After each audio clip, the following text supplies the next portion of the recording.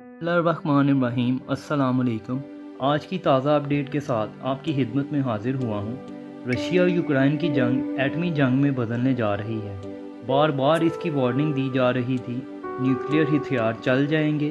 असल में ये जंग न्यू वर्ल्ड ऑर्डर की जंग है और इसमें जो लड़ाई हो रही है वो बहुत बड़े पैमाने पर हो रही है। रूसी सदर प्यूटन ने ऑर्डर जारी कर दिए हैं कि एटमी हथियार बेलारूस में तैनात कर दिए जाएं और इनका रुख वेस्ट और यूरोप की तरफ होगा और यूरोप के कई ममालिक रूस के निशाने पर होंगे। अब आपके जहन में ये बात आ रही होगी कि रूस ने बेलारूस में ही क्यों एटमी हथियार तैनात किए। तो आपको ये बताता चलूँ कि रूस और बेलारूस इत्तेहादी ममालिक हैं। बेलारूस का सारा बॉर्डर यूरोप की तरफ लगता है। अब अगर रूस एटमी हथियार बेलारूस के बॉर्डर पर तैनात करता है तो पूरे का पूरा यूरोप रूस के निशाने पर आ जाता है। असल में अमेरिका ने यूरोप को जंग में आगे लगा दिया है। अब रूस ने अहकाम जारी कर दिए हैं कि एटमी हथियार बेलारूस के बॉर्डर पर तैनात कर दो और पूरे यूरोप को निशाने पर ले लो। अब वो चाहे फ्रांस हो, जर्मनी हो और दीगर यूरोपियन ममालिक में कोई भी मुल्क हो, और जैसे ही प्यूटन के ऑर्डर होंगे इन एटमी हथियारों को चला दिया जाएगा। प्यूटन ने मज़ीद कहा कि हम लोगों को कोई शौक़ नहीं है जंग करने का, मगर कोई भी हमारे मुल्क की सरजमीन पर हमला करेगा तो हम इसका भरपूर जवाब देंगे। आप लोग आग से खेल रहे हो। असल में रूस ने यूक्रेन पर कब्ज़ा करना है और रूस को इस बात का पता चल चुका है कि रूस पर हमला होने वाला है। अभी तक पूरा यूरोप मिलकर भी रूस का कुछ बिगाड़ नहीं सका। रूस अभी तक पूरे यूरोप से लड़कर जंग जीत रहा है। इतनी पाबंदियां लगने के बावजूद रूस को तोड़ा नहीं जा सका। अभी जैसे हाल ही में पाकिस्तान ने रूस से तेल खरीदा है,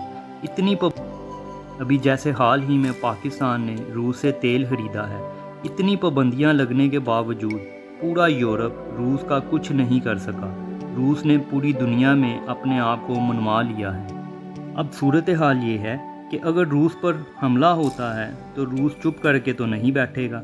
प्यूटन का ये कहना है कि यूरोप का हर एक मुल्क मेरे निशाने पर है। रूस यूरोप के हर मुल्क को सफ़ाए हस्ती से मिटाने की सलाहियत रखता है।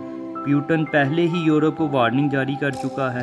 प्यूटन यूरोप को कहता है कि तुम लोगों ने अमेरिका के पीछे लगकर ये जो अपना नुकसान करना है और कर रहे हो, इसमें हमारा कुछ नहीं जा रहा, नुकसान तो तुम लोग उठा रहे हो। इसके अलावा रूस ने अमेरिका से जो एग्रीमेंट किया हुआ था कि रूस पहले न्यूक्लियर हथियार का इस्तेमाल करने में पहल नहीं करेगा।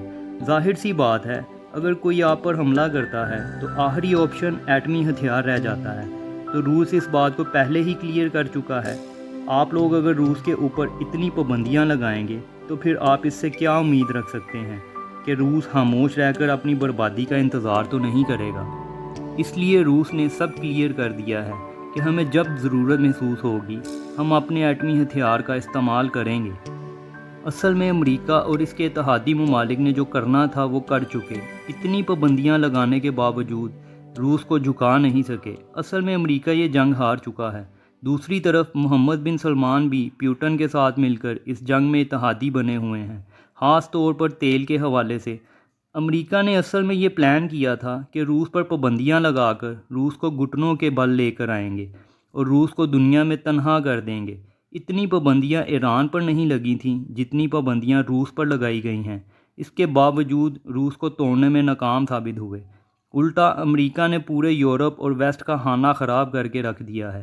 क्या आप जानते हैं रूस से तेल भारत खरीदता है और फिर ये तेल भारत से आगे यूरोप को सेल करता है। पहले यूरोप रूस से बराह रास्त तेल और गैस खरीदता था और वो भी सस्ता। रूस से डायरेक्ट तेल और गैस की पाइपलाइन पूरे यूरोप को जाती थी। अब यूरोप और वेस्ट महंगे दामों में इंडिया से तेल लेता है। इस पूरे सिनेरियो में आप अंदाज़ा लगाएं कि रूस को किस बात का नुकसान हो रहा है। इसका तेल तो बिक रहा है। रूस इंडिया को पहले ही सस्ता तेल बेचता है क्योंकि इंडिया की डिमांड ज़्यादा है। आप अंदाज़ा लगाएं, यूरोप और वेस्ट अब तेल इंडिया से लेता है। इनके ममालिक में पहले ही महंगाई अरूज पर है। इस पूरे निज़ाम में नुकसान तो सिर्फ़ और सिर्फ यूरोप का हो रहा है। इस सारे सिस्टम में देखें यूरोप कितना बेवकूफ़ बना हुआ है। इंडस्ट्री उनकी बंद पड़ी है, गैस उनको नहीं मिल रही, और ये सब कुछ सिर्फ अमेरिका के कहने पर अपने मुल्क की मईशत को दाव पर लगा दिया है। صرف اس لیے کہ روس کے ساتھ جنگ کر کے روس کو تباہ کرنا اور اس کے بعد چائنا کی طرف ان کا رخ ہے۔ بالکل سیم اسی طرح جس طرح امریکہ افغانستان میں گھسا تھا، اصل میں امریکہ کا اصل نشانہ افغانستان نہیں تھا، وہ افغانستان کے راستے پاکستان پر حملہ کرنا چاہتا تھا، مگر چونکہ امریکہ افغانستان کو ہی جنگ میں نہیں ہرا سکا تو پاکستان کی طرف امریکہ کو آنے کا موقع ہی نہیں ملا، مگر پھر بھی پاکستان کو کافی حد تک نقصان پہنچایا۔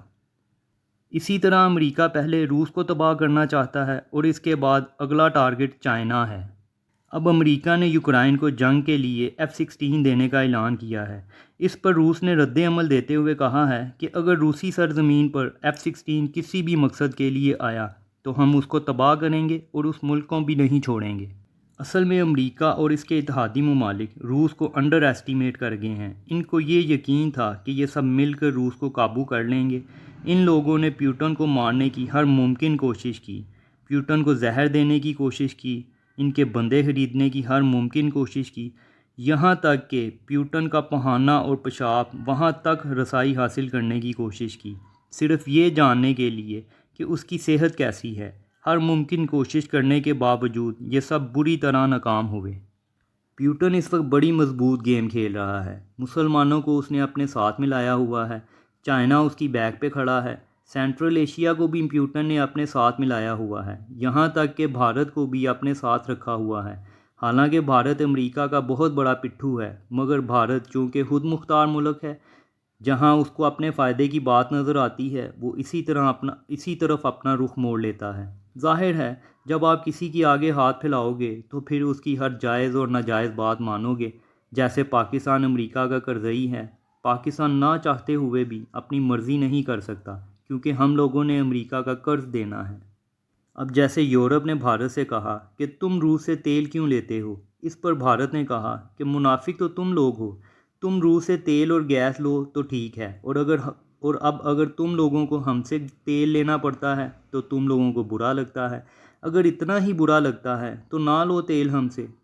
ظاہر سی بات ہے اگر یورپ انڈیا سے تیل نہیں لے گا تو اس کی ملکی ضرورت کہاں سے پوری ہوگی۔ تاریخ گواہ ہے جس ملک نے امریکہ کے پیچھے لگ کر جنگیں کی ہیں اس نے اپنا خانہ خراب ہی کیا ہے۔ امریکہ خود تو دنیا سے ہٹ کر بیٹھا ہے، جب معاملات بگڑ جاتے ہیں تو امریکہ خاموشی سے کنارہ اختیار کر لیتا ہے۔ اب امریکہ کے معاملات اتنے خراب ہو چکے ہیں کہ پیوٹن کو اپنے ایٹمی ہتھیار تعینات کرنے پڑ رہے ہیں۔ اب اس میں ایسا نہیں ہوتا کہ ابھی پیوٹن نے آرڈر جاری کیے تو ایٹمی میزائل تعینات کرنے جا رہے ہیں، کیا پتہ میزائل پہلے ہی لگا دیے ہوں۔